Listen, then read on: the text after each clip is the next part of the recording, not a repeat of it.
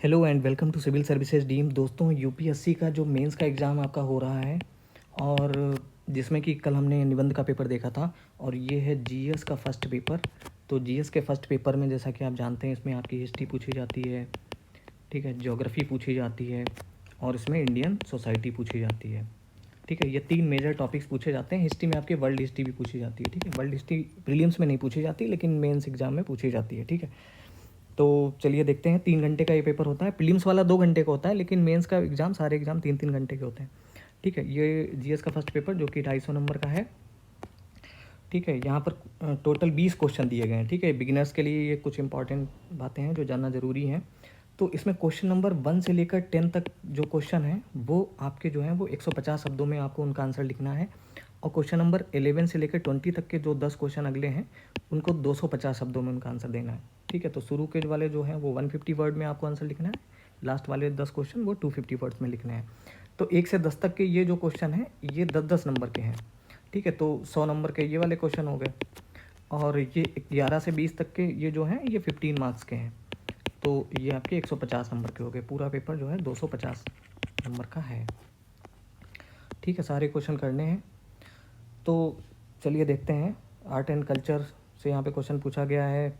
Ancient history, art and culture, Harappa कालीन वास्तुकला के विशेष पहलुओं की चर्चा कीजिए। ठीक है, तो हड़प्पा कालीन वास्तुकला के विशेष पहलुओं पर चर्चा। अब ये क्वेश्चन तो जैसे एनसीईआरटी जिसने पढ़ी होगी वो भी कर सकता है।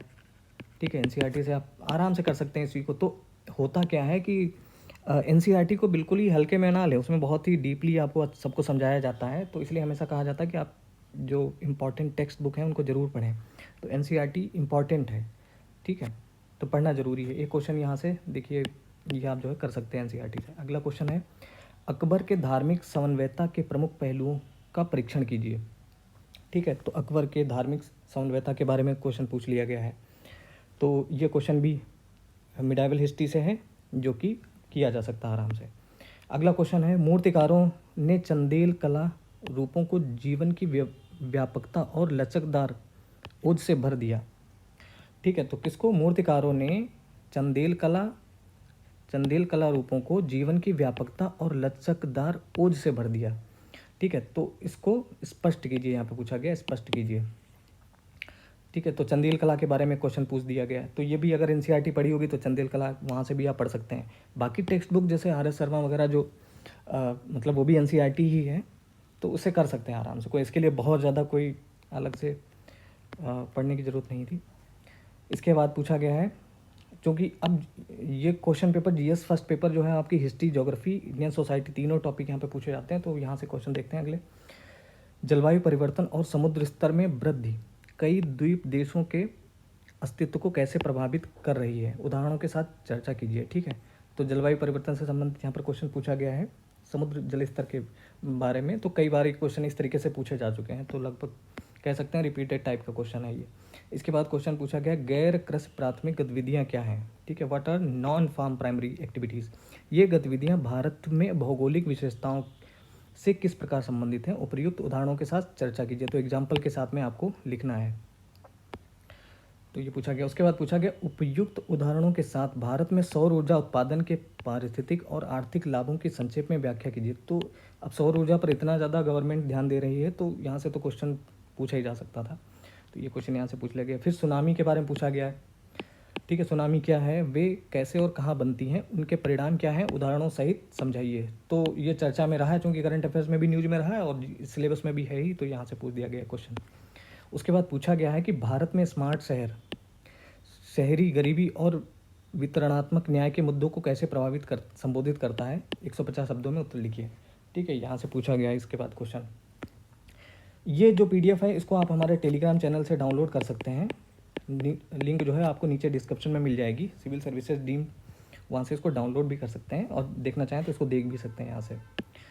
फिर पूछा गया है कि भारत में सिविल सेवा का लोकाचार व्यावसायिकता और राष्ट्रवादी चेतना के संयोजन का प्रतीक है, स्पष्ट कीजिए। ठीक है, तो ये भी 150 शब्दों में लिखना है। 10-10 नंबर के सारे क्वेश्चन है यहाँ पे दिया गया है।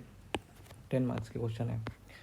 क्या आपको लगता है कि वैश्वीकरण का परिणाम केवल आक्रामक उपभोक्ता संस्कृति ही है? अपने उत्तर की पुष्टि कीजिए।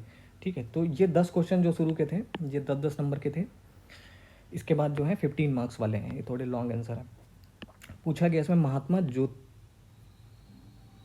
ज्योतिराव फूले के समाज सुधार प्रयासों और लेखन ने समाज के लगभग सभी उपेक्षित तबकों की समस्याओं को छुआ है, चर्चा कीजिए।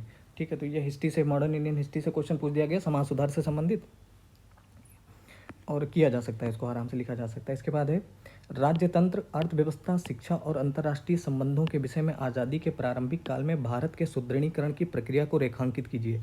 250 शब्दों में ये जो है आपको इसका आंसर लिखना है। इसके बाद पूछा गया है कि समकालीन विश्व के लिए, ये वर्ल्ड हिस्ट्री से पूछा गया, समकालीन विश्व के लिए फ्रांसीसी क्रांति की निरंतर प्रासंगिकता है, स्पष्ट कीजिए। ठीक है, तो समकालीन विश्व के लिए, कंटेम्प्रेरी वर्ल्ड के लिए पूछा गया, समकालीन विश्व के लिए फ्रांसीसी क्रांति की निरंतर प्रासंगिकता है, मतलब हमेशा ही वो प्रेरित करती रहती है फ्रांसीसी क्रांति, कहीं ना कहीं से हम उससे एग्जाम्पल ले सकते हैं जब भी कुछ मौके मिलते हैं, तो उसको स्पष्ट करना है। तो ये जो है इस तरीके से क्वेश्चन घुमा के पूछ दिया गया। उसके बाद जो है पूछा गया है कि विश्व के अपतटीय तेल भंडारों के वितरण का भौगोलिक स्पष्टीकरण दीजिए, वे तटवर्ती तेल भंडारों से किस प्रकार भिन्न हैं। तो ज्योग्राफी से क्वेश्चन यहाँ पूछा गया है। इसके बाद है स्थानीय और क्षेत्रीय योजना बनाने में GIS और RS तकनीकों के साथ कृत्रिम बुद्धिमत्ता यानी आर्टिफिशियल इंटेलिजेंस और ड्रोन का प्रभावी ढंग से उपयोग कैसे किया जा सकता है। ठीक है, तो ये क्वेश्चन पूछा गया थोड़ा सा। इसके बाद पूछा गया है चर्चा कीजिए कि ग्रह के महाद्वीपों और महासागरीय बेसिनों के आकार माप में क्रिस्टल द्रव्यमानों की टेक्टोनिक गतिविधियों के कारण परिवर्तन कैसे होते हैं। ठीक है, तो ज्योग्राफी से क्वेश्चन पूछा गया। उसके बाद है भूमि, मिट्टी और जल संसाधनों के विशेष संदर्भ के साथ गंगा नदी बेसिन में जनसंख्या वितरण और घनत्व पर चर्चा कीजिए। ठीक है, तो ये क्वेश्चन तो गंगा नदी बेसिन में जनसंख्या वितरण और घनत्व पर चर्चा कीजिए किसके संदर्भ में, भूमि, मिट्टी और जल संसाधनों के विशेष संदर्भ में। तो ये तो NCERT से भी अगर पढ़ा होगा तो आराम से लिख सकते हैं आप इसको जो है। उसके बाद क्वेश्चन पूछा गया आधुनिक समाज में स्वास्थ्य संबंधी चिंताएं बढ़ने के बावजूद फास्ट फूड उद्योग बढ़ रहे हैं, आप इसको कैसे देखते हैं। भारतीय अनुभव से अपने उत्तर को उदाहरण देकर स्पष्ट कीजिए। तो इंडियन सोसाइटी से ही क्वेश्चन पूछा गया यहाँ पर। उसके बाद क्वेश्चन पूछा गया पर्यावरण संरक्षण पर जोर देते हुए सतत विकास हासिल करना। ठीक है, सतत विकास जो है सस्टेनेबल डेवलपमेंट, उससे ज़रूर क्वेश्चन पूछा जाता है कहीं ना कहीं, उसको जो है सिलेबस में कहीं से भी होगा तो यहाँ से पूछ लिया जा सकता है। तो पर्यावरण संरक्षण पर जोर देते हुए सतत विकास हासिल करना भारत जैसे देश में गरीब लोगों की ज़रूरतों के साथ टकराव में आ सकता है। इस पर आपको कमेंट लिखना है, टिप्पणी करनी है 250 शब्दों में। फिर लास्ट क्वेश्चन है क्या भारत में जनजातीय विकास दो धुरियों विस्थापन और पुनर्वास के इर्द गिर्द केंद्रित है, अपने विचार व्यक्त कीजिए। ठीक है, तो ये भी जो है यहाँ से क्वेश्चन पूछा गया है। तो कोई बहुत टफ क्वेश्चन पेपर नहीं है, मतलब जिसने अच्छे से प्रिपेयर किया होगा वो कर सकता है इस क्वेश्चन पेपर को। ठीक है, अब मेंस का पेपर लेंदी तो सारे ही होते ही हैं, जैसे GS 1 है, सेकेंड पेपर थोड़ा और लेंदी होगा, थर्ड पेपर और भी ज़्यादा, सबसे ज़्यादा लेंदी होता है वहाँ पे, तो सब कुछ होता है। तो ये GS का फर्स्ट पेपर था। इसको हमने एक मोटे तौर पे देख लिया कि किस तरीके से क्वेश्चन पूछे गए हैं। इसकी PDF डाउनलोड कर लीजिएगा आप, नीचे डिस्क्रिप्शन में आपको लिंक मिल जाएगी। और GS का सेकेंड पेपर होगा, वो भी हम आपको उसकी भी PDF वगैरह आपको दे देंगे टेलीग्राम पर। ठीक है, तो आई होप कि आपने क्वेश्चन पेपर देख लिया होगा। तो जल्दी मिलते हैं अगले वीडियो में, तब तक के लिए नमस्कार, जय हिंद।